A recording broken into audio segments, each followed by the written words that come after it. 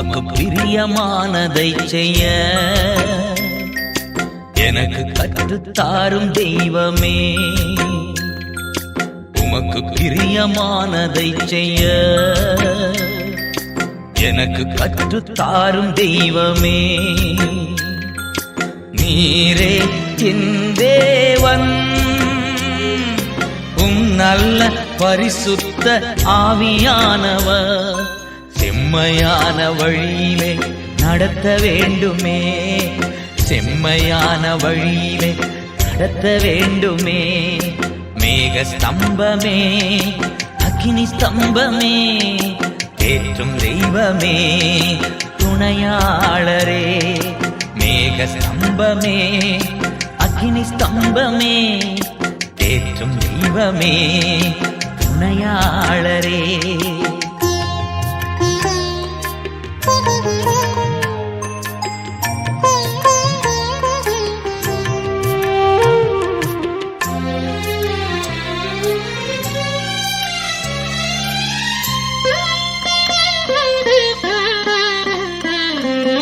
உம்மை நோக்கி என் கைகளை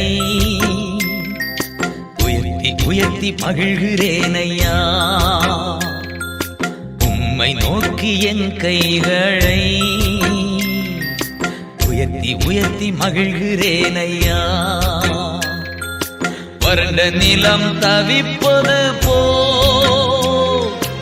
என் ஆன்மா உமக்காக ஒவ்வொரு நாளும் ஏங்கி ஏங்கி தவிக்கின்றதையா. ஏங்கி ஏங்கி தவிக்கின்றதையா.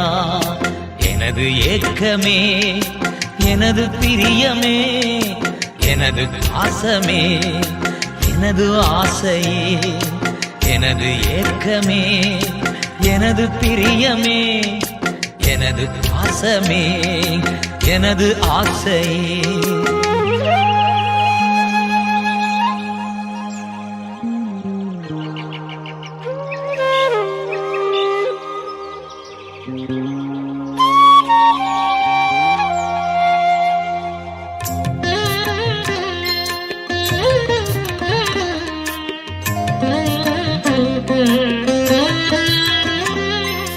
உமது அன்பை அதிகாலையில்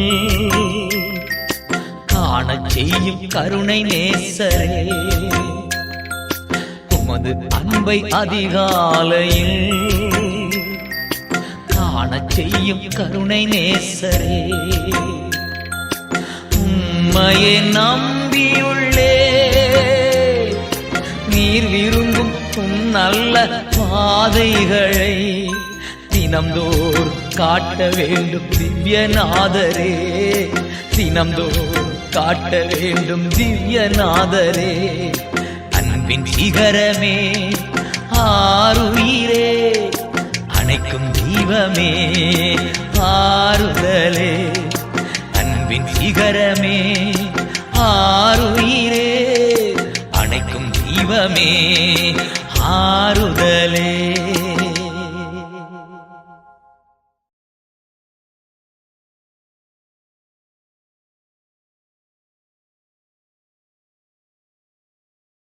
கர்த்தராகிய இயேசுவின் நாமத்திலே உங்களை வாழ்த்துகிறேன், வரவேற்கிறேன். இந்த நாளிலும் கூட கர்த்தர் நம்முடைய வாழ்க்கையிலே மிகவும் நல்லவரும் வல்லவரும் போதுமானவராக இருக்கிறார். கடந்த மாதம் முழுவதும் கர்த்தர் நம்மை பத்திரமாக பாதுகாத்து இன்னும் ஒரு புதிதான ஒரு மாதத்திற்குள்ளதாக பிரவேசிக்கும் வண்ணமாக கர்த்தர் கிருபை கொடுத்திருக்கிறார்.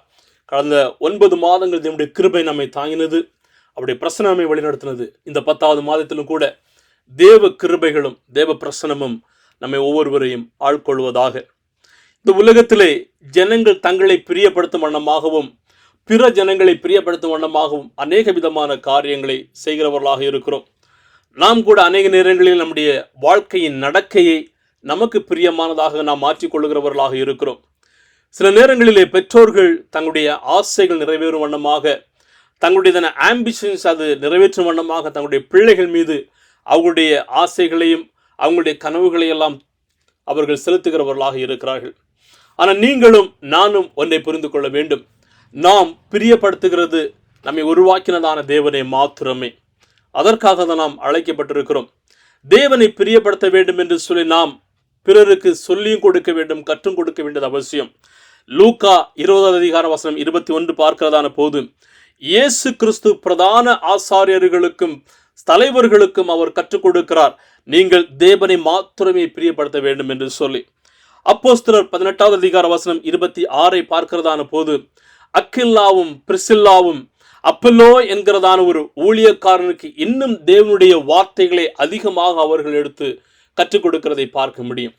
இந்த நாளிலும் கூட கர்த்தருக்கு பிரியமான வழிகள் என்கிறதான தலைப்பிலே ஒரு சில காரியங்களை நாம் தியானிக்க போகிறோம். நீதிமொழிகள் 16:2 சொல்லுகிறது, மனுஷனுடைய வழிகளெல்லாம் அவன் பார்வைக்கு சுத்தமானவைகள், ஆனால் கர்த்தரோ ஆவிகளை நிறுத்து பார்க்கிறார். ஆம், நம்முடைய பார்வைக்கு தோன்றுகிறது எல்லாமே அது சரியானதாக இருக்கலாம், நாம் போகிற பாதைகள் எல்லாமே சரியானதாக இருக்கலாம். ஆனால் கர்த்தர் நம்மை நிறுத்து பார்க்கிறவராக இருக்கிறார், நம்முடைய ஆவிகளை சோதித்து பார்க்கிறவராக இருக்கிறார். இன்றைக்கு நம்முடைய வாழ்க்கையினுடையதான ஆவிக்குரிய நிலைமை எப்படி இருக்கிறது என்று நாம் அறிந்து கொள்ள வேண்டும். நம்முடைய பார்வைக்கு செம்மையாக தோன்றுகிறதான வழிகள் இருக்கலாம், நம்முடைய பார்வைக்கு சரியாக தோன்றுகிறதான வழிகள் இருக்கலாம். ஆனால் அது கர்த்தருடைய பார்வைக்கு எப்படி இருக்கிறது? நாம் கர்த்தருடைய பார்வையிலே எப்படி நடக்கிறவர்களாக இருக்கிறோம்? நம்முடைய ஆவிக்குரிய வாழ்க்கையை தேவன் நிறுத்து பார்த்தால் அது எப்படி இருக்கும்? தேவனை பிரியப்படுத்துகிற வண்ணமாக இருக்குமா, அல்லது நம்மை பிரியப்படுத்துகிற வண்ணமாக இருக்குமா? கர்த்தரை பிரியப்படுத்துகிறது என்று சொன்னால் என்ன? அவருடைய அர்த்தம் என்னவென்று சொன்னால், தேவனுடைய திட்டத்தின் மூலமாகவும் அவருடைய கட்டளைகளோடும் அவருடைய கொள்கைகளோடும் நாம் ஒருங்கிணைந்து செல்லுகிறதாக இருக்கிறது. நம்முடைய மனம் போன போக்கிலே போகிறது அல்ல, தேவனோடு கூட நாம் ஒருங்கிணைந்து நாம் செல்லுகிறதான ஒரு அனுபவமாக அதை நாம் மாற்றிக்கொள்ள முடியும். எதற்காக நாம் இந்த தேவனை பிரியப்படுத்த வேண்டும்? எதற்காக நாம் கர்த்தரை பிரியப்படுத்துகிறதான வழியிலே நடக்க வேண்டும்? முதலாவதாக, கர்த்தரை பிரியப்படுத்துகிறதான வழிதான் அது யதார்த்தமான வழி, அது உண்மையான வழியாக இருக்கிறது. இயேசு கிறிஸ்துவின் வாழ்க்கையை பார்க்கிறதான போது அவர் இந்த உலகத்திலே கடந்து வந்து எல்லாருக்கும் நன்மை செய்கிறவராக காணப்பட்டார். நன்மை செய்கிறவராக மாத்திரமல்ல, தேவனுடைய ராஜ்யத்திற்குரியதான செய்தியையும், ஒரு மனிதன் எப்படி வாழ வேண்டும், எப்படி இருக்க வேண்டும், எந்த விதமான ஊழியங்களை செய்ய வேண்டும் என்கிறதையெல்லாம் இயேசு கிறிஸ்து அவர் கற்றுக் கொடுத்தவராக காணப்படுகிறார். இயேசு அவர் மரண பரியந்தம் தன்னை தாழ்த்தினவராகி பிதாவின் திட்டத்திற்கு என்று சொல்லி தன்னை ஒப்பு கொடுத்தவராக காணப்படுகிறார். அநேக நேரங்களிலே நாம் எப்படி தேவனை பிரியப்படுத்துகிறது என்கிறதை நாம் தெரியாமல் காணப்படுகிறவர்களாக இருக்கிறோம். சங்கீதக்காரன் மிகவும் தெளிவாக ஊக்கப்படுத்துவார். சங்கீதம் 25:4 கர்த்தாவே, உம்முடைய வழிகளை எனக்கு தெரிவியும், உம்முடைய பாதைகளை எனக்கு போதித்தரலும். இன்றைக்கு ஒருவேளை நம்முடைய வாழ்க்கையிலும் தேவனை பிரியப்படுத்துகிறதான வழிமுறைகள் தெரியாமல் இருக்குமே என்று சொன்னால், நாமும் தேவனிடத்திலே கேட்க வேண்டியது அவசியம். ஆண்டவரே, எப்படி நான் உம்முடைய வழியிலே நான் நடக்கிறது என்கிறதை நாம் தேவனிடத்திலே கேட்க வேண்டியது அவசியம். ஏனென்று சொன்னால், சங்கீதம் 25:10 சொல்லுகிறது, கர்த்தருடைய வழிகள் அவைகள் சத்தியமானவைகளாக இருக்கிறது. சங்கீதம் 77:13 சொல்லுகிறது, கர்த்தருடைய வழிகள் அது நீதி உள்ளவைகள். ஓசியா 14:9 சொல்லுகிறது, கர்த்தருடைய வழிகள் அது நேர்மையானது, அது நீதி உள்ளதாக காணப்படுகிறது என்று சொல்லி. இன்றைக்கு இந்த நீதி உள்ள, நேர்மை உள்ள, பரிசுத்தம் உள்ளதான, சத்தியம் உள்ளதான வழியிலே நீங்களும் நானும் நடக்கும்படியாக அழைக்கப்பட்டிருக்கிறோம். இரண்டாவதாக, எதற்காக நாம் கர்த்தரை பிரியப்படுத்துகிறதான வழியிலே நடக்க வேண்டும் என்று சொன்னால், அப்படி நடக்கிறதான போதுதான் நாம் கிறிஸ்துவை பிரதிபலிக்கிறவர்களாக இருப்போம். நம்முடைய எல்லா நிலைகளிலும், நம்முடைய பேச்சுகளில், செயல்பாடுகள், நடத்தைகள் எல்லாவற்றிலும் இந்த கிறிஸ்துவை நாம் பிரியப்படுத்துகிறவர்களாக காணப்பட வேண்டும். கிறிஸ்துவை பின்பற்றுகிறதான ஒரு விசுவாசியாக, கிறிஸ்துவை பின்பற்றுகிறதான ஒரு தேவ பிள்ளையாக இந்த கிறிஸ்துவை நம்முடைய வாழ்க்கையிலே நாம் பிரதிபலிக்க வேண்டியது அவசியம். நம்முடைய நடத்தையில், நம்முடைய பேச்சில், நம்முடைய செயல்பாடுகளில், நம்முடைய உணர்வு ரீதிகளில், நம்முடைய சிந்தனைகளில் எல்லாவற்றிலும் இந்த கிறிஸ்துவை நாம் பிரதிபலிக்கிறவர்களாக காணப்பட வேண்டும். கலாத்தியர் 2:20 இவ்வாறாக சொல்லுகிறது, கிறிஸ்துவுடனே கூட சிலுவையில் அறையப்பட்டேன், ஆயினும் பிழைத்து இருக்கிறேன், இனி நான் அல்ல, கிறிஸ்துவே எனக்குள் பிழைத்து இருக்கிறார் என்று சொல்லி. நாம் கிறிஸ்துவை நம்முடைய வாழ்க்கையிலே ஜீவிக்கும்படியாக நாம் அவரை அனுமதிக்கிறதான போது நாம் கிறிஸ்துவுக்குள்ளதாக பிழைத்து இருக்கிறவர்களாக காணப்படுகிறோம். ஏசாயா 55:8 சொல்லுகிறது, என் நினைவுகள் உங்கள் நினைவுகள் அல்ல, உங்கள் வழிகள் என் வழிகளும் அல்லவென்று கர்த்தர் சொல்லுகிறார். ஆம் பிரியமானவர்களே, நாம் கிறிஸ்துவை பிரதிபலிக்க வேண்டும். கிறிஸ்துவோடு கூட நாம் ஜீவிக்கிறவர்களாக இருக்க வேண்டும். கிறிஸ்துவின் பாதையில நாம் ஜீவிக்கிறவர்களாக இருக்க வேண்டும். அநேக நேரங்களிலே நாம் தடம் மாறுகிறவர்களாக இருக்கிறோம். சில விதமான காரணங்களை சொல்லி நாம் விலகி செல்கிறவர்களாக இருப்போம். ஆனால் ஒன்றை மாத்திரம் புரிந்து கொள்ள வேண்டும். நம்மை அழைத்த தேவன் அவருக்குள்ளதாக நாம் ஜீவிக்கும்படியாகவும், அவருக்காக ஜீவிக்கும்படியாகவும், அவரையே நாம் பிரதிபலிக்கும் வண்ணமாகவும் இருக்க வேண்டும் என்று சொல்லி அவர் நம்மை அழைத்திருக்கிறார். ஆதியிலே தேவன் மனிதனை சிருஷ்டித்ததான போது அவர்கள் தேவனோடு கூட இணைந்து இருக்கும் வண்ணமாகவும், தேவனோடு கூட ஒரு ஐக்கியத்தில் இருக்கும் வண்ணமாகவும் அவர் உருவாக்கினவராக இருக்கிறார். ஆனால் காலப்போக்கில் தங்களுக்கு பிரியமான காரியங்களிலும், தங்களுடைய கண்களை பிரியப்படுத்துகிறதான காரியங்களிலும் அவர்கள் ஈடுபட்டு தேவனை விட்டு விலகி பொல்லாத வழிகளிலே சென்றவர்களாக இருந்தார்கள். அதோடு கூட தேவனுடைய பிரசன்னத்தை அவர்கள் இழந்தவர்களாக இருந்தார்கள். இன்றைக்கு நாம் தேவ பாதையில நடக்கும்போது தேவ பிரசன்னத்தை நாம் சுமந்து செல்லுகிறவர்களாக இருப்போம். அந்த கிறிஸ்துவை நாம் பிரியப்படுத்துகிறவர்களாக காணப்படுவோம். மூன்றாவதாக, எதற்காக நாம் கர்த்தரை பிரியப்படுத்துகிறதான வழியிலே நடக்க வேண்டும் என்று சொன்னால், கர்த்தருடைய வழியிலே நடக்க வேண்டும் என்று சொல்லி கர்த்தர் நமக்கு கட்டளையிட்டிருக்கிறார். நாம் தேவனோடு கூட நெருங்கிய விதத்திலே ஜீவிக்க வேண்டும் என்று சொல்லி அவர் நம்மை அழைத்திருக்கிறார். உபாகமம் 10:12 இவ்வாறாக சொல்லுகிறது, இப்பொழுதும் இஸ்ரவேலே, நீ உன் தேவனாகிய கர்த்தருக்கு பயந்து அவர் வழிகளிலெல்லாம் நடந்து அவரிடத்தில் அன்பு கூர்ந்து உன் முழு இருதயத்தோடும் உன் முழு ஆத்துமாவோடும் உன் தேவனாகிய கர்த்தரை சேவித்து, வசனம் 13, நான் இன்று உனக்கு கற்பிக்கிற கர்த்தருடைய கற்பனைகளை எல்லாம் அவருடைய கட்டளைகளையும் உனக்கு நன்மை உண்டாகும்படி கை கொள்ள வேண்டும் என்பதை அல்லாமல் வேறே எதே உன் தேவனாகிய கர்த்தர் உன்னிடத்தில் கேட்கிறார். ஆம் பிரியமானவர்களே, நாம் அவருடைய கட்டளைகளுக்கு கீழ்ப்படிந்து, அவருடைய சத்தத்திற்கு கீழ்ப்படிந்து, அவரை மாத்திரம் நேசித்து, அவரை மாத்திரம் பின்பற்ற வேண்டும் என்று சொல்லி நாம் அழைக்கப்பட்டிருக்கிறோம். வேறு எதுவுமே தேவன் நம்மிடத்தில் கேட்கவில்லை. இது கர்த்தருடைய கட்டளையாக இருக்கிறது, கர்த்தரை பிரியப்படுத்த வேண்டும் என்று சொல்லி. அநேக நேரங்களிலே நாம் இந்த உலகத்தை பிரியப்படுத்த வேண்டும் என்று சொல்லி விரும்புகிறோம். உலகத்தை பிரியப்படுத்துகிறதற்கான காரியங்களில் ஈடுபடுகிறோம். ஆனால் நாம் பிரியப்படுத்துகிறது இந்த உலகத்தை அல்ல, இந்த உலகத்தை உருவாக்கினவரை நாம் பிரியப்படுத்த வேண்டும். அதற்கென்று சொல்லிதான் நாம் அழைக்கப்பட்டிருக்கிறோம். இன்னைக்கு நம்முடைய வாழ்க்கையில் நாம் யாரை பிரியப்படுத்துகிறவர்களாக இருக்கிறோம் என்கிறதை சோதித்து பார்க்க வேண்டியது மிகவும் மிகவும் அவசியமானதாக இருக்கிறது. இந்த கர்த்தருடைய வழியில் நடக்கிறதான போது நம்முடைய வாழ்க்கையில ஒரு சில நன்மைகள் உண்டாகிறது. அது என்னென்ன என்று சொல்லி இன்றைக்கு நாம் முடிக்க போகிறோம்.